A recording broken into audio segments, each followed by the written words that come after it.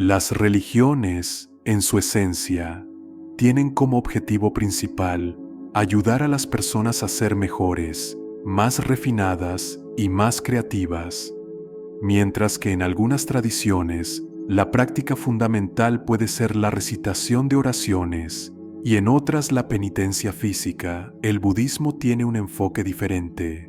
Su práctica principal es transformar y mejorar la mente. Al observarlo desde otra perspectiva, podemos entender que, comparadas con las actividades físicas o verbales, las actividades mentales son más sutiles y complejas. El cuerpo y la palabra son más evidentes, más fáciles de controlar y de practicar. Sin embargo, los objetivos espirituales que implican la mente son más delicados y difíciles de alcanzar.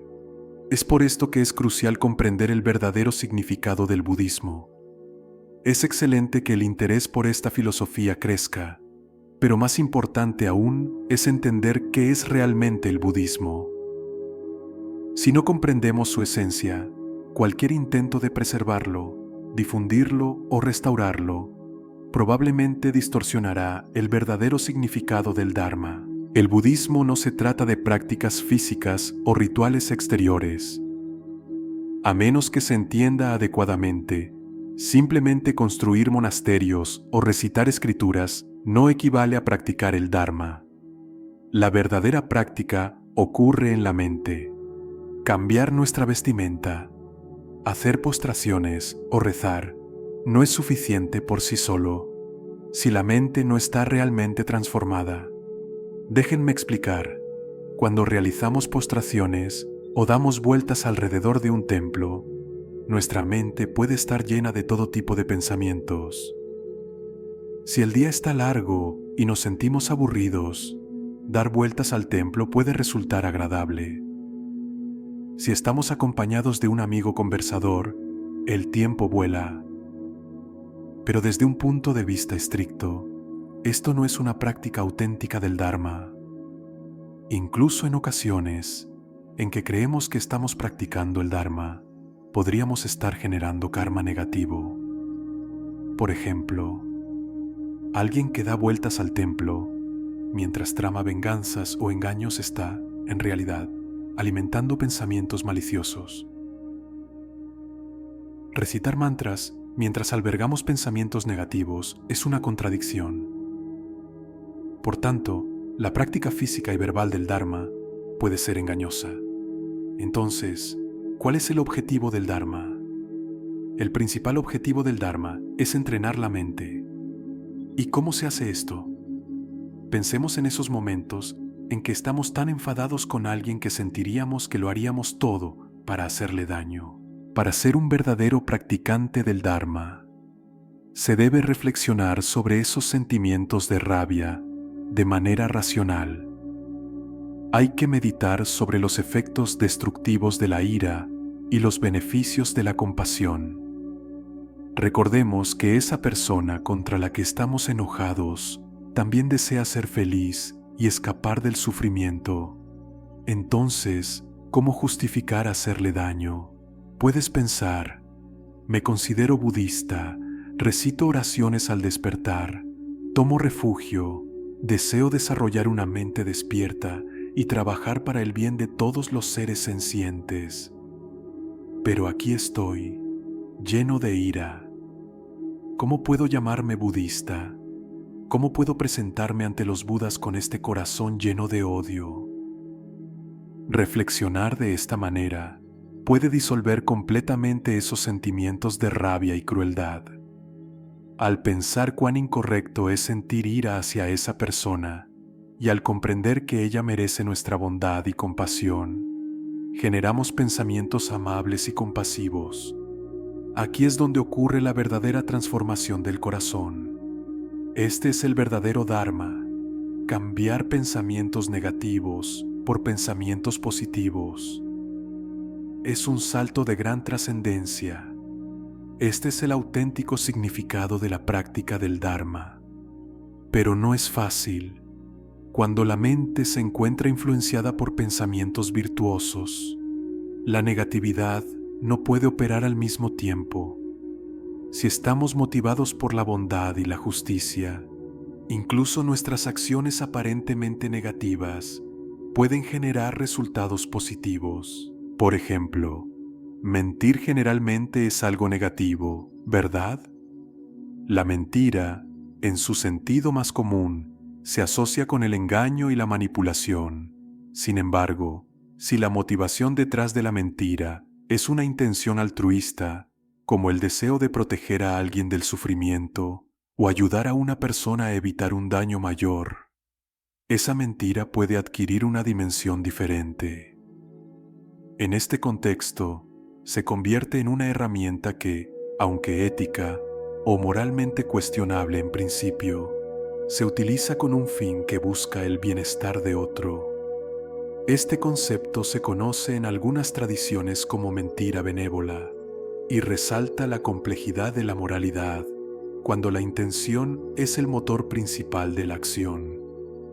En la tradición mahayana, el bodhisattva es la figura ejemplar que ilustra esta idea de actuar con la mente orientada al bienestar de los demás. Un bodhisattva es aquel que aspira a alcanzar la iluminación, pero no para su propio beneficio, sino para poder ayudar a todos los seres a liberarse del sufrimiento.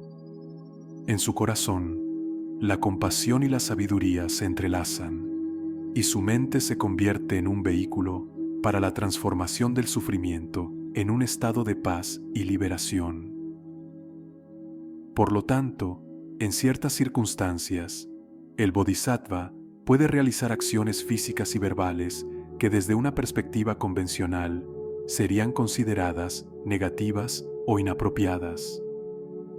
Esto incluye situaciones en las que una verdad dolorosa podría causar más sufrimiento que el beneficio de la sinceridad, o cuando es necesario tomar medidas drásticas para proteger el bienestar de los demás.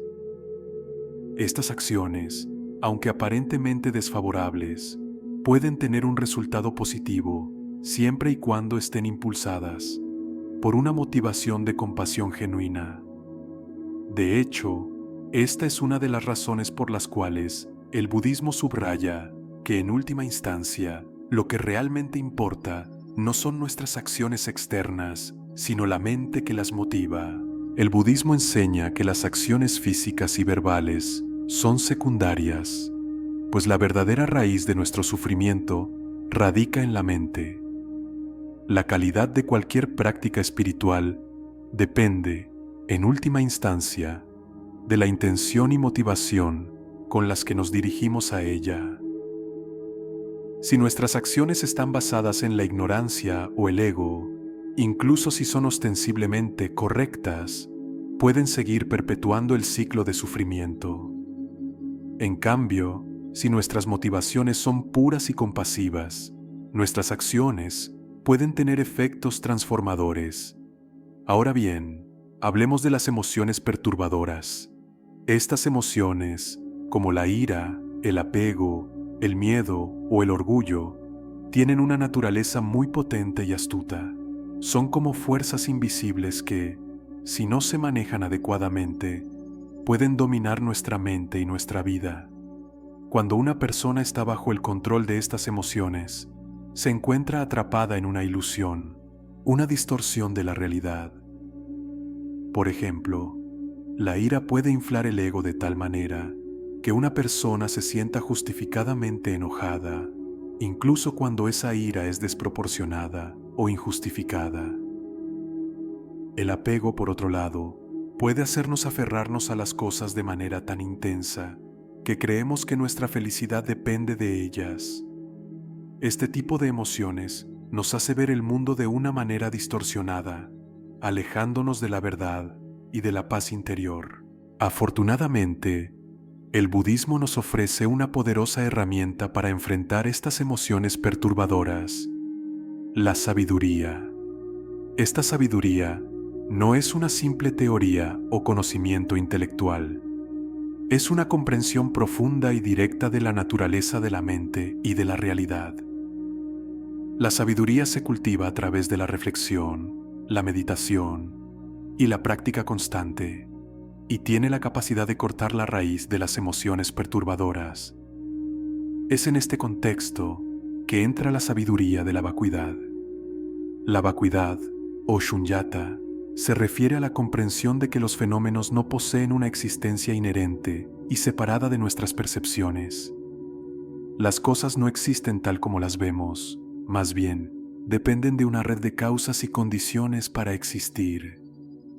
Este entendimiento es revolucionario porque, al aplicar la sabiduría de la vacuidad, comenzamos a disolver las creencias erróneas que alimentan las emociones perturbadoras.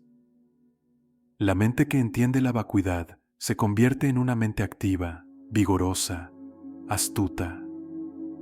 Es una mente que ya no está atrapada por el ego ni por los engaños de la ignorancia. La mente ignorante, aunque puede parecer astuta, no resiste el examen profundo. Cuando se enfrenta al análisis de la sabiduría, la ignorancia comienza a desmoronarse y con ello las emociones perturbadoras pierden su poder. Entender esto nos da confianza para enfrentar los problemas generados por las emociones perturbadoras. Si aprendemos a reconocer que el apego, la ira, el miedo y otras emociones nacen de percepciones erróneas, podemos empezar a aplicar la sabiduría para disolver esas emociones. Por ejemplo, cuando surge el apego, la sabiduría nos recuerda que las cosas que deseamos son impermanentes y que nuestra felicidad no depende de ellas. Ahora bien, todo esto nos lleva a la cuestión del karma y las marcas que las emociones perturbadoras dejan en nuestra mente. El karma no es una mera ley de causa y efecto, sino un proceso profundamente relacionado con la mente. Las emociones perturbadoras son las que crean karma, es decir, son las que nos atan a ciclos de sufrimiento y renacimiento. Las marcas que dejan en nuestra mente son como obstáculos invisibles que nos impiden ver la verdad de las cosas. Estas marcas se acumulan con el tiempo, y aunque nuestra conciencia tiene el potencial de conocer todo, está nublada por la ignorancia y el karma. Cuando la mente se libera de estas obstrucciones, entonces puede despertar a su verdadera naturaleza, que es pura y sabia. En ese momento, la persona alcanza lo que se conoce como iluminación plena o budeidad. La iluminación no es un estado físico o un lugar al que se llega después de la muerte, como muchos imaginan. No es un paraíso celestial. La iluminación es el despertar de la mente a su potencial más alto, el pleno desarrollo de sus cualidades positivas, como la compasión, la sabiduría y la paz. El proceso de llegar a este nivel de conciencia requiere una transformación de la mente, en la que la negatividad debe ser disuelta y las cualidades positivas cultivadas con paciencia y diligencia. La mente es la única involucrada en el desarrollo del conocimiento y la conciencia espirituales. Al principio, esta energía positiva puede parecer pequeña, casi imperceptible, pero con el tiempo, con práctica constante, la mente va adquiriendo un conocimiento más profundo y una conciencia más amplia. Es un proceso que lleva tiempo, pero la mente tiene un potencial ilimitado para despertar a la budeidad. Es fundamental recordar que todas las enseñanzas del Buda tenían un propósito práctico: ayudar a los seres sencientes a avanzar en el camino espiritual. No se trataba de especulaciones abstractas sobre la naturaleza del universo, sino de herramientas concretas para transformar la mente y liberarse del sufrimiento. La práctica espiritual budista no es un ejercicio intelectual, sino una transformación profunda de nuestra forma de vivir, pensar y sentir. Por ejemplo, el Buda enseñó que, para combatir la ira y el odio, debemos practicar la meditación sobre la bondad amorosa, metta, que cultiva un amor y una compasión universales. para superar el apego, nos invitó a reflexionar sobre la naturaleza impermanente de todos los fenómenos. Estas prácticas no son solo ejercicios mentales, sino medios para reprogramar la mente, transformando las emociones perturbadoras en sabiduría. En última instancia, el camino espiritual budista es un viaje profundo hacia la transformación de la mente. Aunque las prácticas externas, como la meditación y los rituales, son valiosas, lo que realmente importa es el trabajo interno de cultivar una mente llena de claridad, sabiduría y compasión. Es en este proceso interior donde reside el verdadero cambio. Gracias por acompañarnos en este viaje de autoconocimiento y transformación hacia una mayor comprensión del Dharma y el despertar espiritual.